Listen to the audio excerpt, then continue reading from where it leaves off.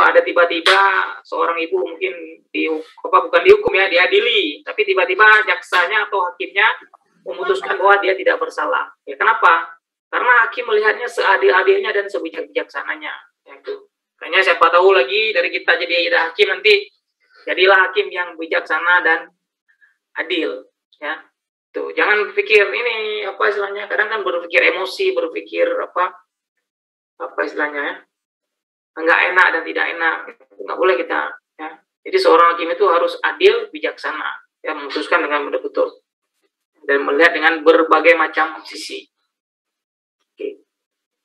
Oke, lanjut. Nah, ya, kenapa pengelolaan itu penting? Pengelolaan perikanan itu penting. Yang pertama, walaupun SDI kita ini, sumber daya ikan ini mampu berkembang biak dengan banyak ya, bukan berarti nggak terbatas, makanya harus kita kelola. Ya. Kemudian sumber daya ikan di laut kan nggak ada pemiliknya nih. Kalau nggak kita kelola, ya, khususnya pemerintah, itu akan banyak timbul konflik-konflik, ya, baik di laut, kapal, perikanannya dan sejenisnya. Ya, makanya di beberapa area mereka mungkin punya hukum-hukum positif ya. Misalnya contoh di kita punya hukum adat laut ya. Panglima laut di 2 mil. Di wilayah mungkin ada nama lain dan sejenisnya. Kemudian laut, danau, waduk, sungai, apalagi masih dianggap sebagai tempat pembuangan limbah. Ya, kalau kita lihat di beberapa daerah, sampah laut, laut jadi tempat pembuangan akhir ya. Padahal itu nggak boleh ya. Sehingga perlu kita kelola supaya perikanan kita bagus ya. Karena efeknya bukan 5 tahun, 10 tahun, bisa jadi itu efeknya puluhan tahun. Ya. Ada daerah yang mungkin dulu sumber daya ikannya untuk spesies tertentu ada, tapi karena efek dari limbah laut ini nggak pernah ada lagi spesiesnya. Oke. Jadi kegiatan penangkapan itu memang harus dikelola dengan baik, dengan benar, dengan bertanggung jawab. Ya. Makanya dibuat peraturan atau undang-undang atau permen atau permen, pergub dan sejenisnya supaya dikelola dengan baik dan benar. Ya. Jadi bukan arti dikelola ini nggak boleh dipamerkan, boleh, tapi dengan bertanggung jawab. Ya. Bukan hanya kita memakan untuk jangka pendek saja, tapi untuk jangka panjang selanjutnya. Oke. Ini ya untuk pengelolaan perikanannya nanti kita pelajari biasa terkait dengan biologinya, ekologinya, ekonominya, dan sosialnya. Ya. Nah, mungkin kalau analisis hasil tangkapan, kita lebih ke membahas bagaimana menganalisis hasil tangkapannya terkait dengan biologinya, ekologinya, ekonominya, sama sosialnya. Ya. Karena kalau berbicara perikanan, itu pasti berbicara 4 ini. Biologi, ekologi, ekonomi, sama sosial. Ujung-ujungnya sumber daya ikan ini memang untuk ekonomi masyarakat ya. Oke.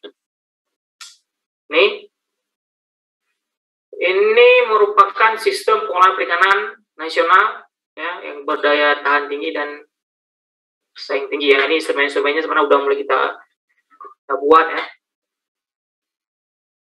Kita buat WTP, kita buat diplomasi di luar, kita buat instrumennya, kita buat penegasannya, dan seterusnya ya. Ujung-ujungnya untuk pengolahan yang lebih baik ya. Tapi kendala lapangan kadang-kadang banyak kita jumpai ya, karena beda daerah itu beda kondisi dan kelakuannya. Jadi nggak bisa juga kita samakan kalau wilayah Aceh, wilayah Jakarta itu instrumennya atau pengolahannya itu satu model ya, kadang-kadang beda. Jadi makanya harus melihat bagaimana kearifan lokal tersebut, kondisi di masyarakat setempat ya, supaya tidak terjadi konflik sosial dengan masyarakat sekitar. Oke, ya. Ini siklusnya ya, siklus pengolahan perikanan. Yang pertama perencanaan, konsultasi, pengambilan keputusan, alokasi sumber daya ikan, sampai evaluasi ya. Ini terkait dengan data, informasi, dan analisis ya. Nah, oke, prinsip. Ya, ini prinsipnya. Prinsip pengelolaan perikanan itu yang pertama, harus bermanfaat secara optimal tapi berkelanjutan.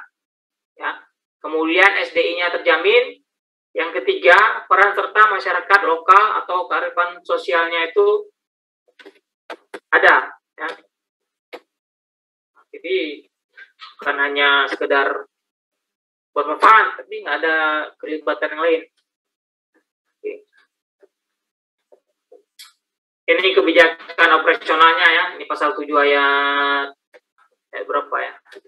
Ayat 1 ya. Di Undang-Undang Perikanan. Baca. Tapi terakhir ada undang-undang baru, saya lupa undang-undang berapa, nanti dalam pertemuan ke depan ya, saya tampilkan nanti. Ya, akibat dari penggabungan beberapa undang-undang ya, Omnibus Law, jadi beberapa permen atau undang-undang itu digabung menjadi satu. Oke. Kita lanjut aja. Ya, nah ini dia, ini pengelolaan perikanannya. Ya. Yang pertama, kalau terkait data biasanya di bagian BRSDMKP ya, Badan Riset Sumber Daya Manusia Kelautan dan Perikanan, kemudian Dirjen Perikanan Tangkap, ya.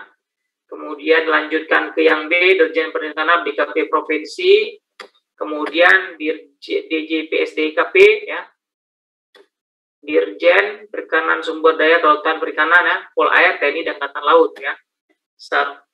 Yang A sebagai sumber datanya, yang B sebagai kebijakan pengelolaan, yang C sebagai penegakan hukum. Jadi kalau A-nya lemah, ya, kalau datanya lemah, ya mau gimana kita kelola? Ya kan? Nggak bisa kita kelola, ya penegak hukum ya apa yang mau ditegakkan kan? Tapi kalau A kuat, ya data kita kuat, seharusnya C dan B dan C ini harus kuat juga ya, karena udah punya data, apalagi yang kurang ya harus kita kelola dengan baik. Kemudian kalau A kuat ya, kalau datanya kuat, kemudian kebijakan pengelolaannya kuat, tapi penegakan hukumnya lemah, ya lemah juga ya. Kita data udah kuat, kemudian pengelolaan udah kuat, tiba-tiba waktu penegakan hukumnya udah lemah, ya A dan B ini akan menjadi lemah ya. Makanya harus sinergi sebenarnya antara data, antara pengelolaan dan penegakan hukumnya. Oke, lanjut ya. Ini tadi ya. Ini dimensinya SDI, ya, kapal perikanan, pelabuhan, dan dukungan manajemen. Ya, ini terkait dengan kewenangan pengelolaan perikanan di Indonesia ya. Kita punya beberapa daerah teritorial ya. 2 mil laut, 12 mil laut, 24 mil laut, sama 200 mil laut ya. Itu wilayah pengelolaan perikanan kita. Kalau untuk 2 mil laut ya, 12 mil itu masih di 2 mil sampai 4 mil itu di wilayah pengelolaan perikanan Panglima Laut ya kalau di kita. Kemudian di 12 mil itu masih pemerintah. Untuk yang zona ekonomi eksekutif itu sudah wilayah pemerintah pusat ya, pusat. Jadi